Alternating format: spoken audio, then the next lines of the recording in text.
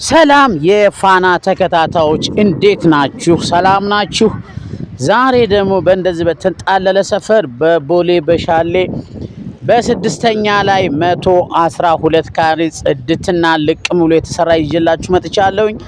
እስቲ ተከተሉኝና ቤቱን ላሳያችሁ።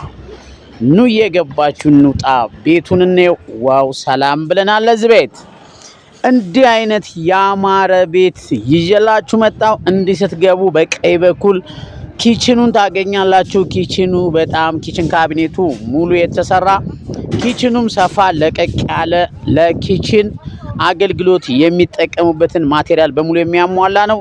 እንዲህ ደግሞ ሳሎኑ ጠለል ያለ በጣም የሚያምር ኮርኒሱ ከፍ ብሎ የተሰራ መብራቶች በጣም አሪፍ እንዲሁም ደግሞ የሳሎኑ በረንዳ ያለው እዚህ ጋር በረንዳ ላይ ፈታ ዘና እያላችሁ ታውት። ቀጣይ ወደ መኝታ ቤቶች ወይም ወደ ሻወር ሽንት ቤቶች እያችሁ ግባ። ይሄው ሻወር ሽንት ቤቱ እዚህ ጋር አሪፍ ሆኖ የተሰራ ነው። ሙሉ ሴራሚክ ነው።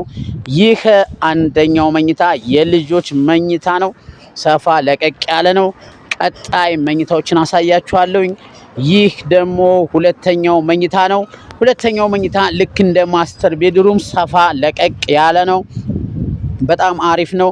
ሶስተኛው ማስተር ቤድሩም ይባላል ወይም ደግሞ የባልና የሚስት መኝታ ይባላል። እንደምታዩት ቁም ሳጥን ተሰርቶለታል። ቁም ሳጥኑ ቆንጆ ፒዲኤፍ የተሰራ ነው። እዙ ደግሞ በሻወር ሽንት ቤቱ በጣም ሰፊ ነው። በጣም ሰፋ ያለ ባዝሩሙ በጣም አሪፍ ነው። ቆንጆ ሆኖ የተሰራ ነው። ቀጣይ እንዲህ ነው፣ ዘግታችሁ ነው በዙ ነው ገባ የምትሉት። ቀጣይ ይሄው የማስተር ቤድሩሙ በረንዳ እዚህ ጋር ነው።